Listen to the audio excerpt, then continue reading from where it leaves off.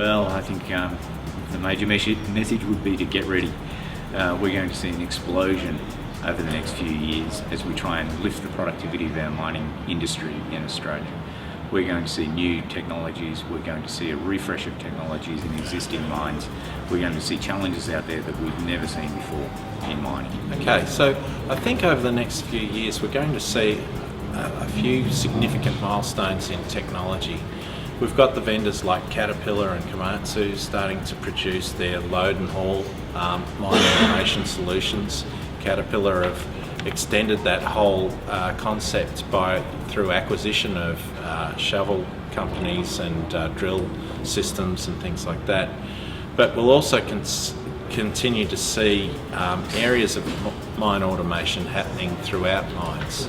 So there are two approaches that are starting to solidify now in the landscape, and that is islands of automation and some companies starting to push towards an end-to-end solution.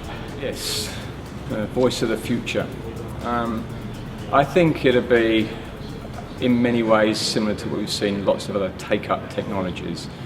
It'll go slow, slow, slow, and then it'll suddenly go fast, fast, fast.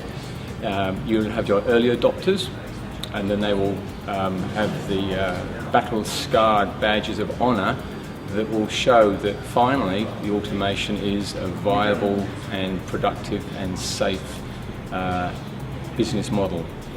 And when that happens, then it will deploy much more quickly, so it'll be accelerated. Between now and then, there's a lot of learning to be undergone. You know, when you look back in hindsight, as we all do, you think, well, why couldn't I see that issue before? And we don't. We can't imagine all these things. And I think what will happen is, as we go, we'll learn. There'll be a few people out there championing the causes, and then you will see, and who knows the timing on that, but it's several years away.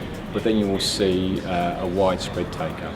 And then in the bringing together or the connectivity of different applications. So and where PitRAM I suppose fits in that is that it's a visual tool that allows you to see what's going on in a mine. So the more information that's able to be exchanged through the different systems to bring that into one centralised position allows an interface with the controllers and the people who are actually running the mine operations to see what needs to be done and when it needs to be done. So it's all about timeliness of information rather than having too much of information, and being able to use the information that's available now to act and respond to whatever needs. At the moment, the skill level on mine sites is probably around year 10, fitter level.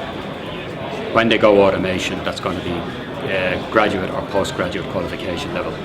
And I don't see actually any reduction in the workforce happening, because automation is, by its nature, requires a lot of people to look after.